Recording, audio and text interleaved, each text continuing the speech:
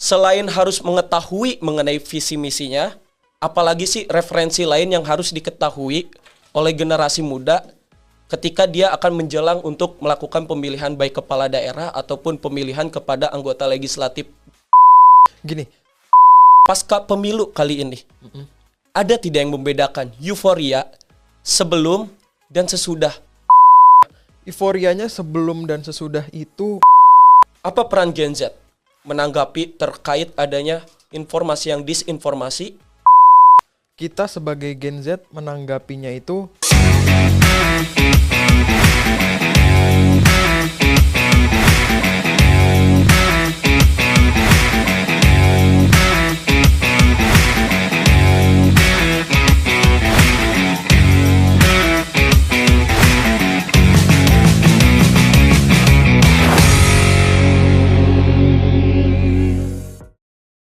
Halo semuanya, kembali lagi di podcast Komisi Pemilihan Umum Republik Indonesia.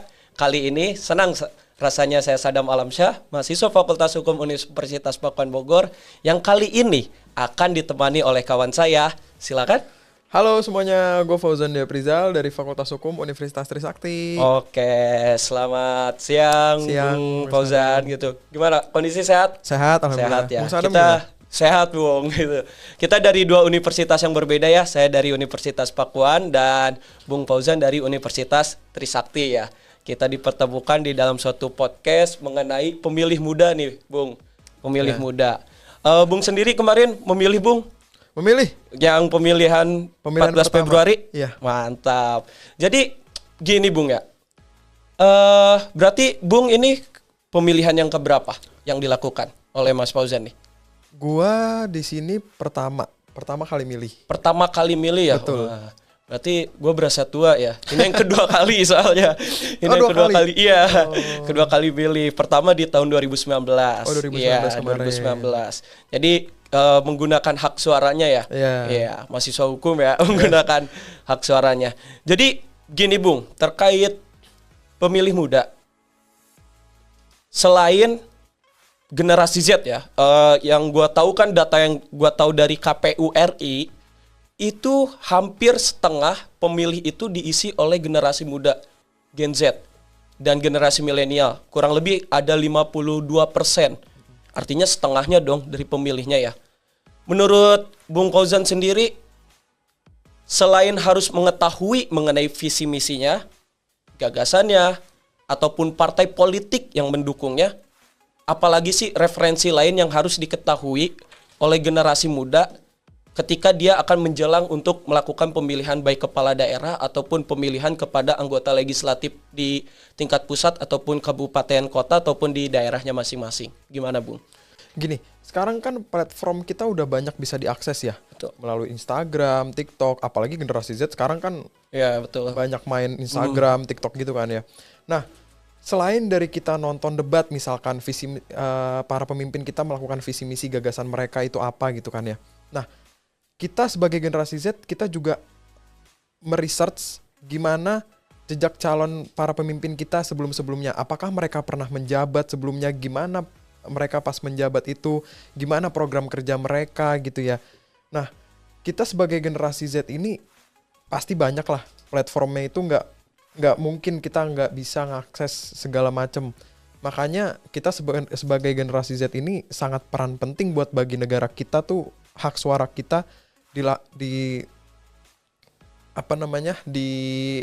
tuh secara bijaksana gitu ya, gitu sih. Betul, sepakat sih. Karena kan yang tadi data yang telah kita sebutkan juga ya, 52% itu kan setengah banyak. dari pemilihnya itu Setengah diisi oleh generasi muda ya. Jangan sampai disia-siakan hak suaranya begitu. Di sisi lain, ini kan kita pasca pemilu ya, telah menjalani pemilihan umum anggota legislatif pusat ataupun daerah dan bahkan pemilihan calon presiden juga. Ya, kita kan sama-sama mahasiswa hukum ya. Ada pemisahan kekuasaan lah, eksekutif, yudikatif, legislatif ya. Menurut Bung Fauzan sendiri, selepas pasca pemilu kali ini, ada tidak yang membedakan euforia sebelum dan sesudah pasca pemilu ini yang Bung Fauzan sendiri rasakan baik di lingkungan kampus ataupun di lingkungan masyarakat kehidupan di sehari-hari seperti itu, Bung? Ya, euforianya sebelum dan sesudah itu pasti ada. Sebelumnya itu kita sebagai generasi Z mungkin sekarang kan suka ya nongkrong gitu Betul, ya. betul. Nongkrong, Iya. ngopi gitu-gitu kan ya. Nah, itu pasti kita setiap punya teman-teman kita tuh pasti punya pemikiran yang berbeda, perspektif yang berbeda gitu ya. Nah, lalu mereka dengan pilihan mereka pasti kan mereka mereka juga tahu kenapa gue mesti milih ini gitu loh. Nah, dengan misalkan kayak contoh, Cek. misalkan kita nongkrong gitu ya, gue nongkrong, gue ada teman-teman gue nih, misalkan ada pemilih yang berbeda, misalkan dia nomor sekian gitu. Oh, gak ribut kan? Gak sampai ribut kan? Enggak. Gak sampai. Enggak. Dia nomor sekian, terus kan nomor sekian. Nah, itu malah jadi ajang debat di tempat umum gitu loh. Iya, Jadi ajang debat kayak kenapa lo milih ini? Nanyanya sampai kenapa lo milih ini? Mereka kan gini gitu. Jadinya pasti euforianya sebelum tuh pasti pas sebelum memilih tuh lagi naik hektik gitu Betul. ya.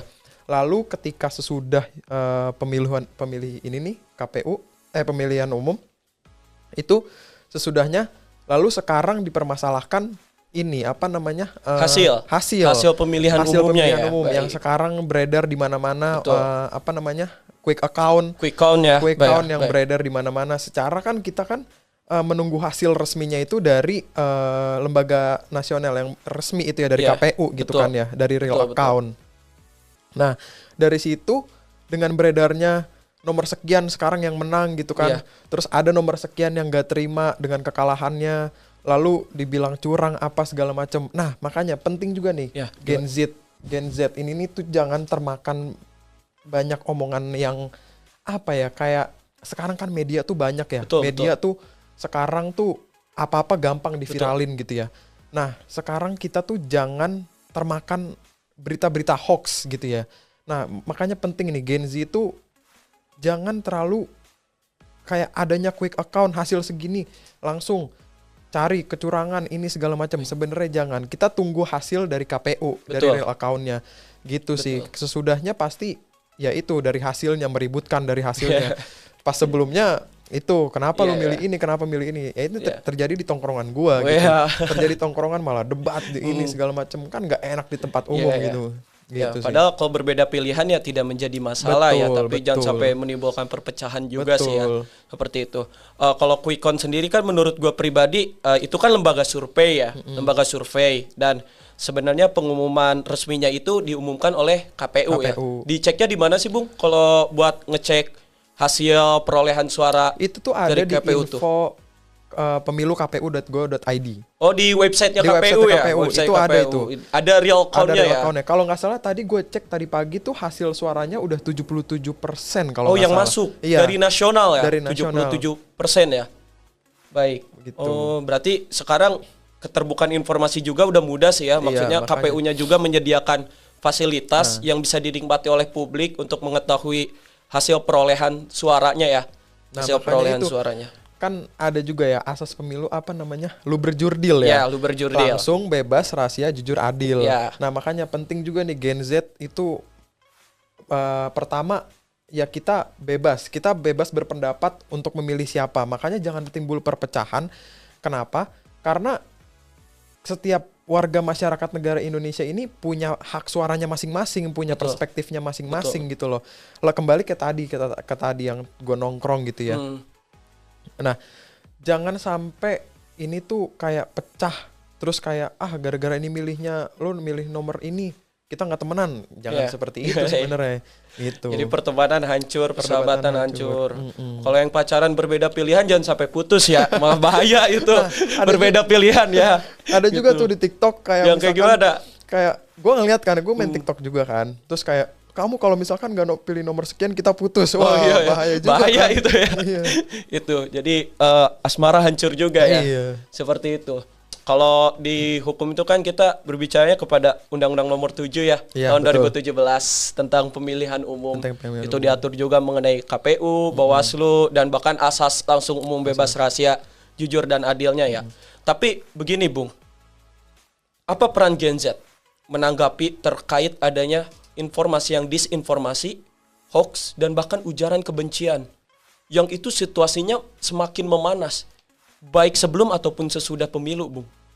Itu kita sebagai Gen Z menanggapinya itu, ya itu kembali ke tadi, kita tunggu real account dari KPU ini. Ya. Karena kalau kita, quick account itu kan lembaga survei ya, Betul. belum tentu hasilnya itu benar gitu ya. Yang resmi itu dari KPU.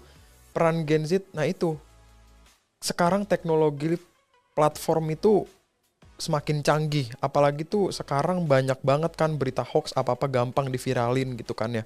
Kayak waktu itu gue lihat nomor sekian ada yang nyoblos curang terus diviralin gitu kan. Nah, untuk misalkan para pendukung paslon misalkan nomor sekian yang dicurangin gitu ya.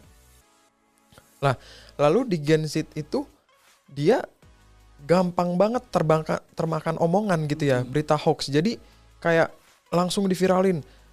Wah, ini nggak bener nih pemilihannya, TPS yang nggak bener, ini segala macam. Nah, sebenarnya kita menanggapinya secara adil, itu dia. Secara adil, kita juga toleransi, kita semua serahkan ke KPU gitu sih semua.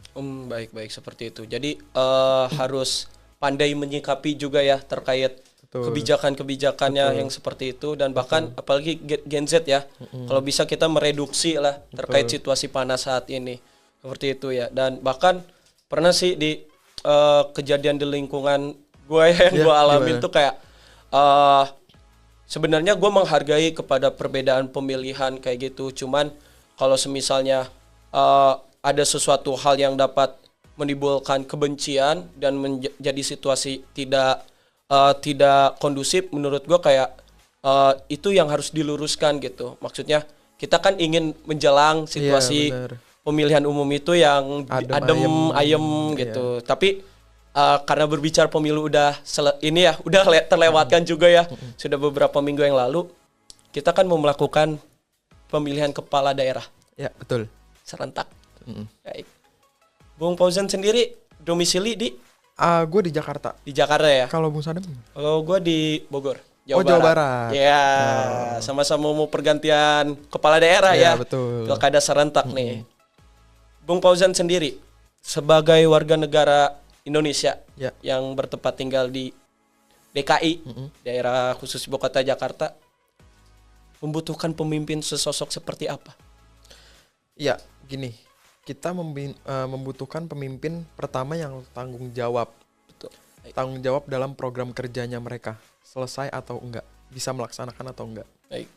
Kedua, jujur. Harus mempunyai pemimpin jujur. Karena kalau pemimpin yang enggak jujur, pemimpin yang suka bohong, itu dampak besarnya bagi masyarakat Jakarta, terutama gue yang di domisili Jakarta, itu sangat besar gitu ya. Jangan cuma ingin jabatan lalu jadi kemana-mana, jadi program kerjanya tidak terlaksanakan, mentang-mentang udah punya jabatan gitu ya. Lalu gue pengen punya pemimpin yang nggak ada catatan kriminal. Nah, kita anak hukum nih, kita nggak mau dong punya pemimpin yang punya catatan kriminal atau kayak misalkan mantan narapidana korupsi. Oh, mantan narapidana korupsi yang mengikuti kontestasi. Apa. Nggak mau dong punya pemimpin. Dia misalkan kita kasih contoh. Dia waktu itu pernah punya jabatan. Dia Nah, ketika dia punya jabatan lalu korupsi. Lalu dipidana. Lalu dia ketika masa tahanannya selesai, dia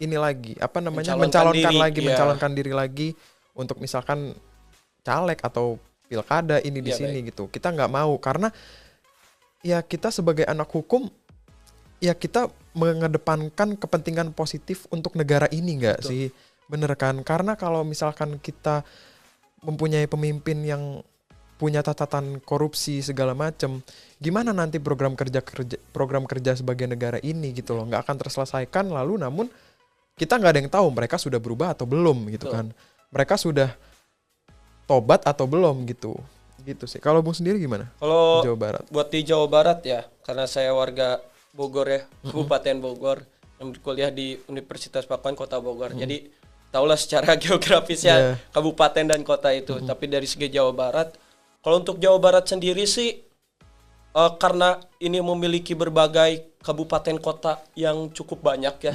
Betul. Maksudnya Lalu cakupan wilayah geografis wilayah Jawa Barat ini lumayan luas juga. Menurut gua sih sosok pemimpin yang dibutuhkan di Jawa Barat ia adalah memahami mengenai kondisi sosiologis masyarakatnya. Betul. Karena dengan kultur dan kebiasaan yang hidup di tengah masyarakat yang berbeda-beda itu. Karena terlebih lagi kan di Jawa Barat ini bukan hanya sekedar suku Sunda Iya, gitu. Ada juga kan banyak suku-suku berbagai suku. perantau gitu, suku-suku perantau yang datang ke Jawa Barat atau suku-suku lainnya yang tinggal di Jawa Barat. Itu membutuhkan suatu pemimpin yang berpluralisme sih, maksudnya menghargai kepada setiap perbedaan gitu, setiap perbedaan, bukan hanya memperdulikan kepada satu golongan saja Dan mengedepankan kepentingan masyarakat. Nah, kepentingan masyarakat itu menjadi tujuan nomor satu. Betul. Gitu. Kenapa? Karena kembali lagi kan, kalau menurut gua pribadi sih ya, pemerintahan daerah tuh representasi dari pemerintahan pusat. Yang kalau lembaga pusat kan secara ilmu negara ya, Betul. dalam hukum itu kan lembaga pusat yang menata, menguasai dan menjamin warga negaranya gitu. Dan itu harus mulai didedikasikan sih di daerah Jawa Barat seperti itu sih Bung, kalau di Jawa Barat ya. Iya. Apalagi kan sekarang pilkada tuh Gen Z juga banyak ya. Banget. Sekarang Iya. sama lah pemilu juga kan. Gen Z jauh Pilkada, banget. apalagi Jakarta sekarang Iya. anak Gen Z-nya banyak lah gitu kan. Iya. Anak-anak gaul gitu kan. Betul. Nah, gue juga punya pesan buat Gen Z supaya nggak golput, jangan golput. Oh Karena iya, sebentar Bung. Terkait Gen Z nih Bung, Ya. pemilih muda. Pemuda itu idealisnya tinggi Bung. Ya betul, Setuju tidak Bung? betul. Nah, yang gua khawatirkan karena ketika masa muda Gen Z ini idealisnya tinggi dan sedang mencari jati diri, dikhawatirkan hal tersebut menjadi potensi angka kenaikan Betul. golput. Betul, Terlebih kita mau melaksanakan pilkada serentak betul, di tahun ini. betul. Bagaimana Bung solusinya menurut Bung sendiri? Solusinya pertama, yang tadi gue bilang, kita harus cari referensi Tuh. supaya nggak golput, supaya kita tahu pilihan kita untuk pemimpin kepala daerah kita seperti apa, gitu kan. Kita cari referensi, jangan sungkan untuk menanya orang, jangan sungkan untuk kita cari tahu apa gagasan pemimpin kita di kepala daerah ini gitu ya. Karena gini, hak suara kita tuh sangat berkepentingan besar untuk negara ini gitu loh ya. Hak suara kita itu kita gunakan secara bijaksana gitu ya. Kita gunakan secara bijaksana, apalagi sekarang Gen Z itu banyak ya. Apalagi Gen Z itu sekarang hampir berapa tadi? 50% ya? 52% dalam 52 nasional, skala dalam nasional. 52%. Apalagi penduduk Jakarta sekarang banyak anak gaulnya gitu ya. Betul. Betul kan? Nah, kita sebagai anak Gen Z itu kita harus tahu bagaimana pemimpin kita yang baik. Bagaimana pemimpin kita punya gagasan untuk ke depan. Apa yang harus dilakukan untuk perubahan kota kita, negara kita gitu loh ya. Nah, hak suara itu sangat penting untuk kita. Hak suara itu makanya kita lakukan itu dengan secara bijaksana gitu sih. Betul. Jadi seperti itu ya untuk mengatasi kepada suatu golput ya. Iya. Karena kan kita juga menyayangkan ya. Ibaratnya logikanya kayak surat suara sudah tercetak Iya, begitu, betul. tidak digunakan seperti itu. Makanya hak suara tuh sangat penting. Makanya satu suara tuh sangat penting loh buat kita tuh, Ya. buat negara ini tuh. Karena ya makanya itu yang saya bilang, kita harus menggunakan hak suara kita tuh dengan bijak, dengan mempertimbangkan nilai-nilai kita yang kita inginkan.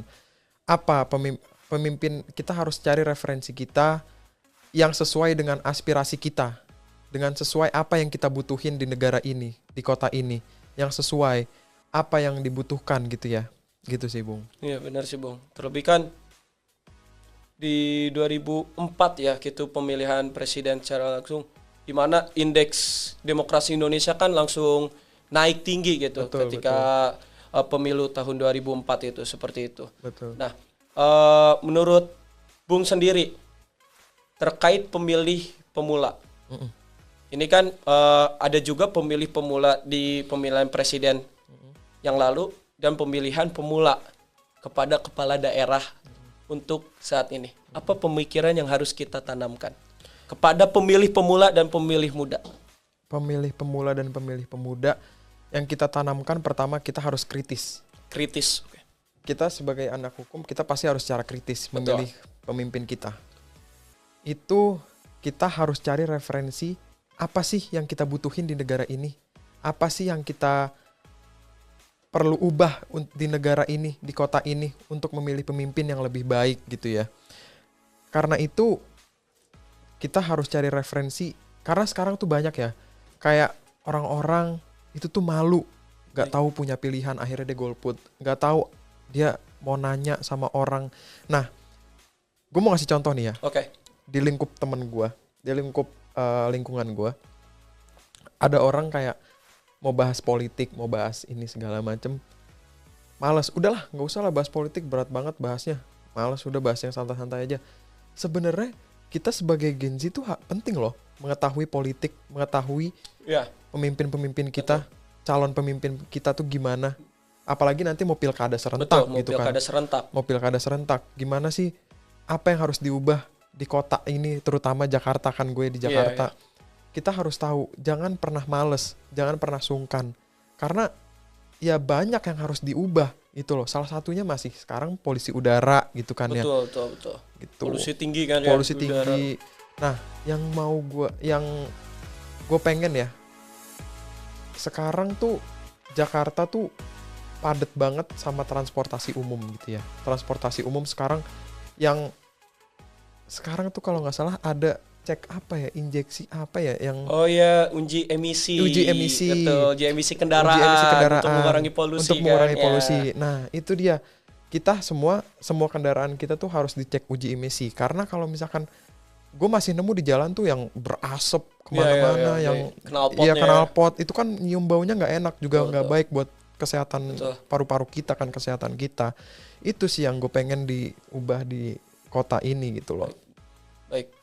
Untuk saat ini kan perkembangan teknologi juga udah cukup maju ya. Banyak gitu. banget platform. Jadi kalau untuk mau mengakses siapa calon kepala daerahnya, bisa mengunjungi website resmi, atau misalnya kemarin menjelang pemilihan umum 2024 Februari, kita kan bisa mengecek di websitenya Komisi Pemilihan Umum, KPU, partai mana aja yang mengikuti kontestasi lalu paslon berapa, partai pengusungnya siapa, lalu calon anggota legislatifnya siapa aja.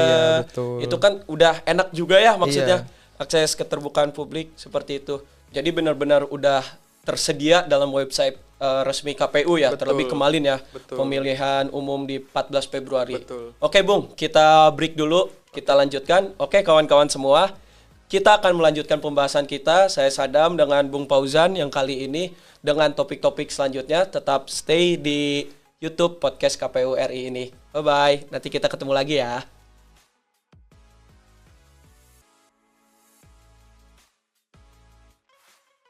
Halo guys, balik lagi. Kita akan melanjutkan kembali pembahasan kita dengan Bung Fauzan yang dari Universitas Trisakti, dan saya sebagai pembawa acaranya ataupun host yang akan memantik Bung Fauzan, Sadam Alamsyah dari Universitas Pakuan Bogor. Dari dua universitas yang berbeda. Gitu Bung? Ya, masih semangat Bung? Semangat kita dong. Lanjutkan topik pembahasan kita? Lanjut. Masih lanjut ya. Tadi sebelumnya kita bahas mengenai Gen Z, terus solusi dalam memberantas mengenai golput ya. Terlebih kan pemuda idealisnya lagi meledak-meledaknya banget kan Bung. Seperti itu. Nah begini Bung, kalau berbicara pemilihan yang ideal, kita kan udah terlewat ya Bung ya. 14 Februari. Sekarang udah tanggal berapa ya? Udah akhir Februari gitu. Bahkan mau pergantian bulan juga ya.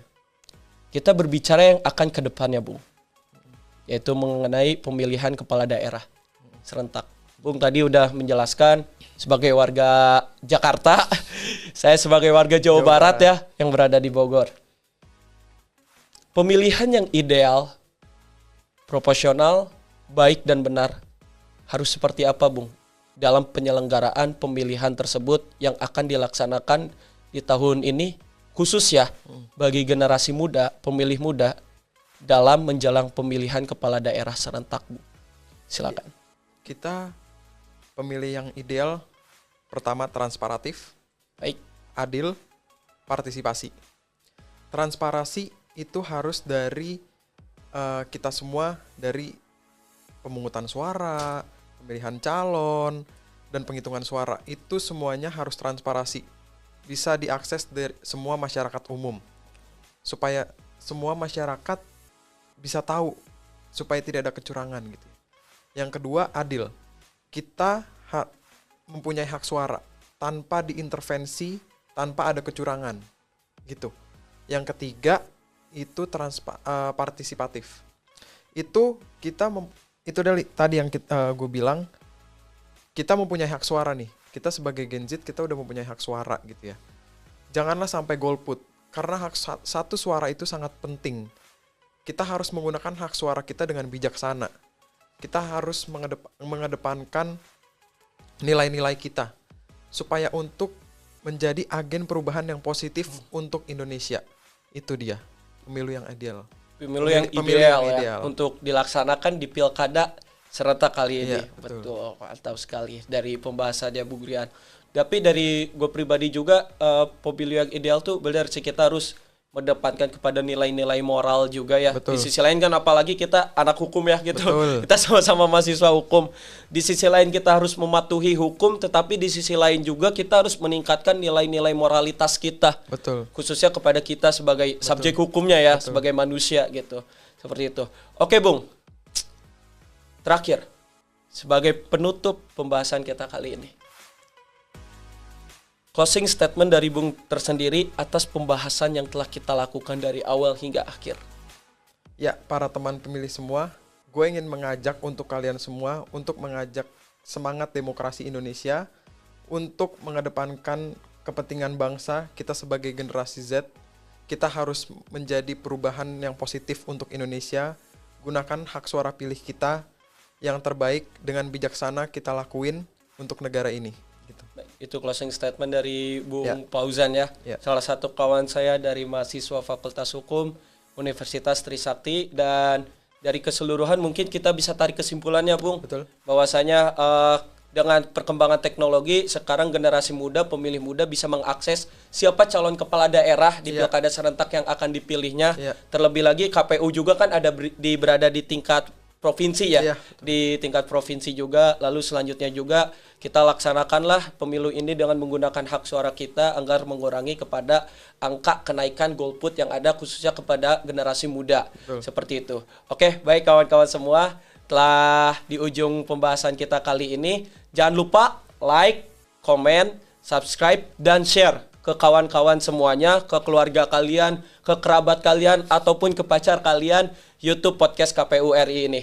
Podcast KPU RI terdepan bicara kepemiluan. Saya Sadam Alamsyah. Terima kasih. Dadah. Bye-bye. Bye-bye.